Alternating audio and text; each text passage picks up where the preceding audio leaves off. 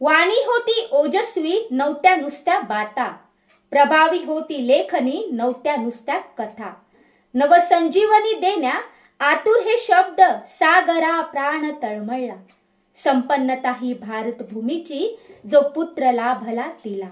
असे आपल्या भारत देशाचे महान क्रांतीसूर्य स्वातंत्र्यवीर सावरकर यांना मी नमस्कार करते.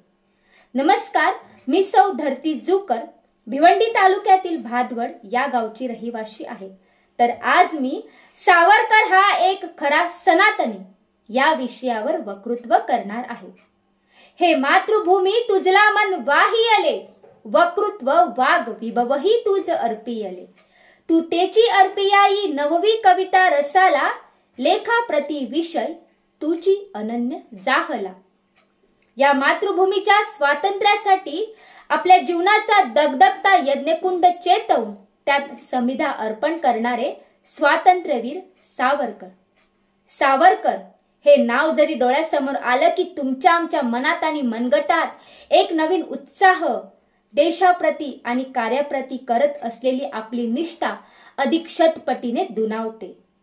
सावरकरांचा जन्म प्रभू श्रीरामचंद्रांच्या पदस्पर्शाने पावन झालेल्या नाशिक जिल्ह्यामधील भगूर या गावी झाला.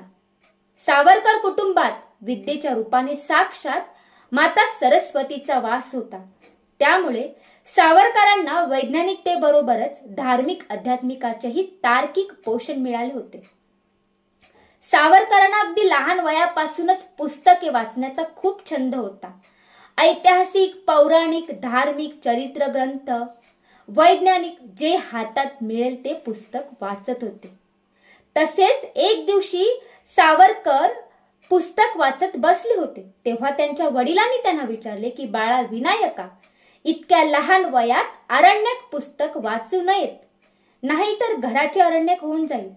तेव्हा सावरकरांनी म्हणजे बाल विनायकांनी त्यांना उच्चारले की देशाचे अरण्यक होत असताना तुम्ही घराच्या अरण्यकाची चिंता कसली करता. अशा चांगल्या विचारांनी सावरकर वाढत होते. सावरकरांचे माध्यमिक शिक्षण नाशिकला सुरू होते.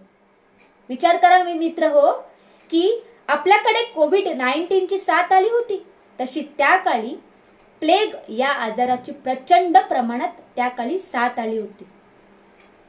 मित्र हो, आज लोकनियुक्ती सरकार असतानाही आपल्या शरीराची पूर्णपणे हेळसांड केली जाते. तर विचार करा त्या काळी तर परकीय सरकार होते, मग त्या लोकांची काय हाल अपेष्टा झाली असेल. या सगळ्या गोष्टीचा सूड घेण्यासाठी एक महान क्रांतिकारक चाफेकर बंधूंनी पुण्यामध्ये रेड नावाच्या अधिकाऱ्याचा वध केला. त्यामुळे त्यांना फाशी दिली गेली आणि त्याच दिवशी मध्यरात्री सावरकरांनी आपल्या घरातील देवासमोर उभे राहून शपथ घेतली की या मातृभूमीच्या सशस्त्र क्रांतीचा केतू उभारून मारिता मारिता मरे तो झुंजेल. केवळ घरातील देवासमोर प्रार्थना करून सावरकर शांत नाही बसत, तर तात्काळ त्याची अंमलबजावणी सुद्धा करतात.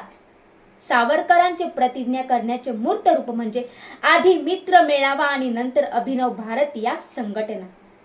मित्र हो, सावरकर सेल्युलर तुरुंगात होते त्यावेळची गोष्ट. अनेक कैद्यांना दर रविवारी गवत काढायचे काम दिले जाई. तेव्हा गवत काढायचे काम दिले जाई तेव्हा भरपूर कैदी एकत्र येत त्यांच्यामध्ये संवादही होत असत आणि सावरकरांनी याच संधीचा फायदा उचलत 5-10 कैद्यांमध्ये स्वातंत्र्याला पूरक असे छोटेखानी भाषण देत. मित्र हो, विचार करा, सावरकरांनी नुसते तुरुंगातच नव्हे तुरुंगाबाहेरही धार्मिक सुधारणा केल्या होत्या. अनेक हिंदूंना धाकतपत शहाने आणि छोट्या मोठ्या अमिषाने मुसलमान केलं गेलं होतं. तर मुसलमान झालेल्या हिंदूंना पुन्हा आपल्या धर्मात घेण्यासाठी सावरकरांनी शुद्धीकरण चळवळ उभारली. त्यासाठी खरं तर आपल्या हिंदू लोकांचाच नकार होता.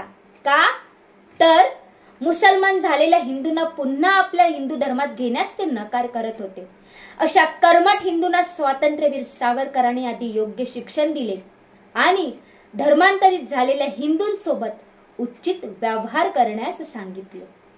स्वातंत्र्यवीर सावरकरांनी हिंदुत्व म्हणून एक ग्रंथ लिहिला. त्या ग्रंथात सांगितलेले आहे की सिंधू नदीपासून तर महासागरापर्यंत पसरलेल्या भूमीला पुत्रभूमी पुण्यभूमी मानतो तो हिंदू, मग तो कोणत्याही जाती धर्माचा का असेना।